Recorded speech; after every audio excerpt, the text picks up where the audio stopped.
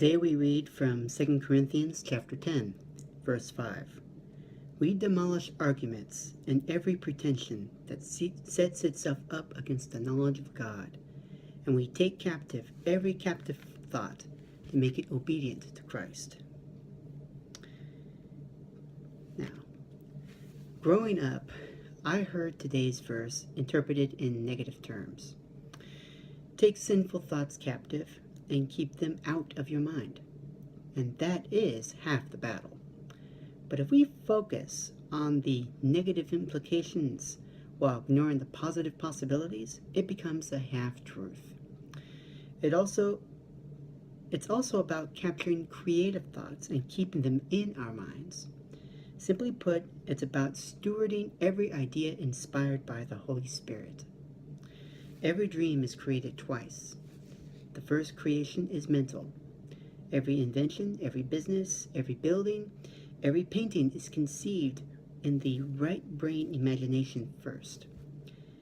It's nothing more than a single cell idea at that point. The second creation is physical. You make it obedient to Christ via blood, sweat, and tears. If your dream is a book, you make it obedient with a keyboard. If your dream is playing a professional sport, you make it obedient at the gym. If your dream is making music, you make it obedient one note at a time.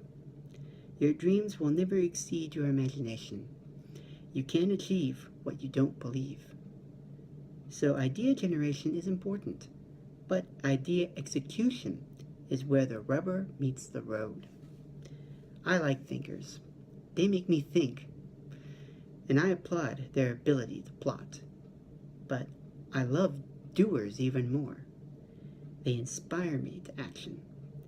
And it's the plotters, not the plotters, who make things happen. God isn't going to say, well planned, good and faithful servant. He won't say, well thought, well said, or well strategized either. There is one commendation, well done, good and faithful servant. Setting goals is fun in games.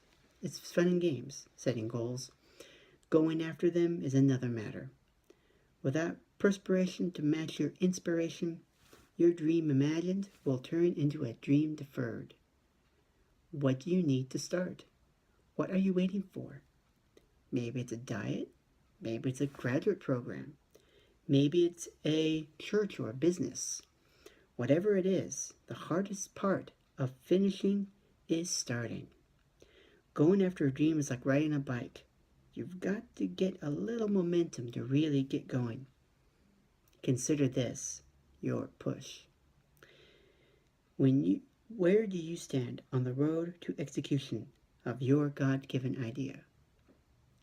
Do not be afraid to take the first step and do your dream. Do your dream. Don't not be afraid, for the Lord will give you the strength and the knowledge and the creativity to fulfill your dream. And God bless. Rise, waiting for the day, waiting for sign.